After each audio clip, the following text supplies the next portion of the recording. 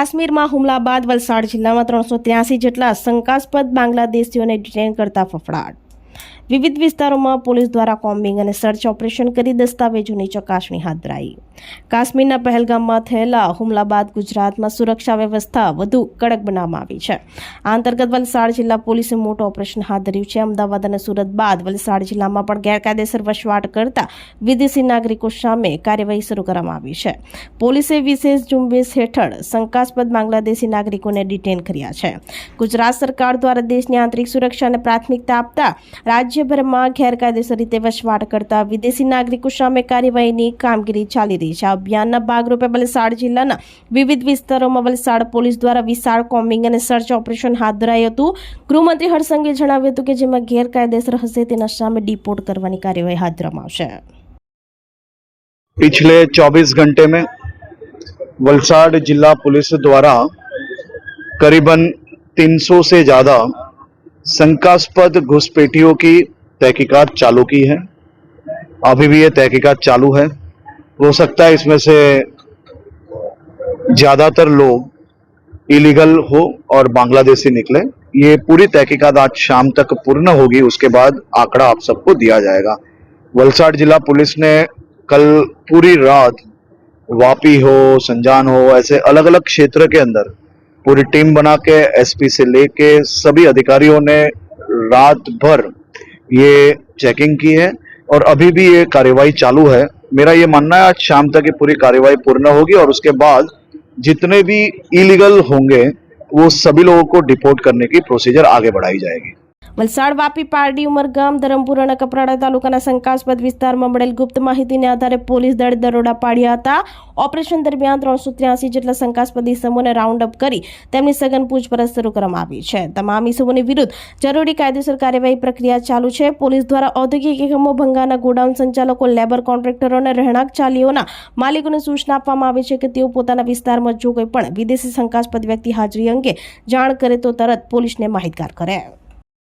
આજના તબક્કે મારી વાપી વિસ્તારના ખાસ કરીને જે ઉદ્યોગપતિઓ છે, લેબર કોન્ટ્રાક્ટરો છે અને નાના નાના જે યુનિટ છે, ભંગારના વાડા છે, એના જે માલિકો છે અને જે ચાલીઓના માલિક છે એ લોકોને વિનંતી છે કે આપના કાર્યક્ષેત્રમાં આવા કોઈપણ લોકો, શંકાસ્પદ લોકો જે ભારતના નાગરિક નથી એ જણાઈ આવે તો તાત્કાલિક લોકલ પોલીસને જાણ કરવા વિનંતી છે, જેથી અમે લોકોને આપણા દેશની સુરક્ષાને ધ્યાનમાં રાખીને એ લોકોને આઈડેન્ટિફાઈ કરી શકીએ અને એમના ઉપર જે પણ લીગલ કાર્યવાહી કરવાની થતી હોય એ કરી શકીએ।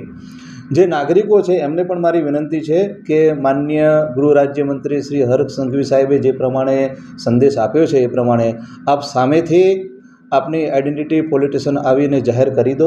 જો આપ ભારતના નાગરિક નથી તો આપ પોલીસ સ્ટેશનમાં આવીને જણાવી શકો છો, તો માનભેર અમે એમના વિરુદ્ધની જે પણ કાર્યવાહી છે એ કરી શકશું। જો પછી પાછળથી પોલીસના ધ્યાનમાં આવશે અને આ રીતે લોકો પકડાશે તો પછી લીગલ કાર્યવાહી એમના ઉપર કરવાની થશે।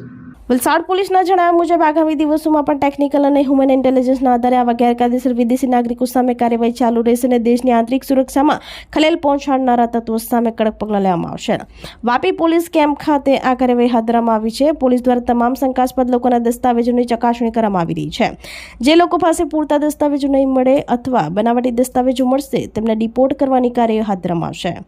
પોલીસના ઓપરેશનમાં મોટી સંખ્યામાં શંકાસ્પદ લોકોને ડિટેન કરવામાં આવ્યા છે। આ કાર્યવાહી રાજ્યની સુરક્ષા વ્યવસ્થાને વધુ મજબૂત બનાવવાના ભાગરૂપે હાથ ધરવામાં આવી છે હોવાનું ડીવાયએસપી બીએન દવેએ જણાવ્યું હતું। આપણા દેશની આંતરિક સુરક્ષાને ધ્યાનમાં રાખી અને આપણા દેશમાં જે વિદેશના લોકો ગેરકાયદેસર રીતે વસવાટ કરે છે એ લોકોને શોધવા માટે ગુજરાત સરકાર દ્વારા એક અભિયાન ચલાવી રહ્યું છે અને આ અભિયાનના ભાગરૂપે ગુજરાત પોલીસ દ્વારા આવા ગેરકાયદેસર રીતે આપણા દેશમાં અને ખાસ કરીને ગુજરાતમાં વસવાટ કરતા લોકોને શોધવાની કામગીરી ચાલી રહી છે। તેના ભાગરૂપે આજરોજ વલસાડ જિલ્લામાં માનનીય પોલીસ અધિક્ષક શ્રી કરણરાજ વાઘેલા સાહેબની સૂચનાથી વાપી વિસ્તારમાં જે પણ લોકો ગેરકાયદેસર રીતે વિદેશી લોકો રહી રહ્યા છે એમને શોધવાની કામગીરી ચાલી રહી છે।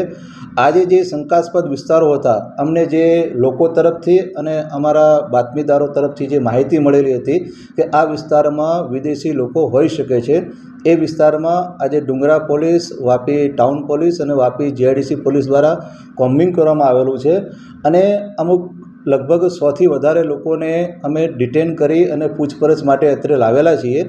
અમે એ લોકોના ડોક્યુમેન્ટ વગેરે વેરીફાઈ કરી રહ્યા છીએ, ખરેખર એ લોકો બહારના છે કે કેમ, અને આ આઈડેન્ટિફાઈ કરી અને આગળની જે પણ લીગલ કાર્યવાહી છે એ કાર્યવાહી પોલીસ દ્વારા કરવામાં આવશે.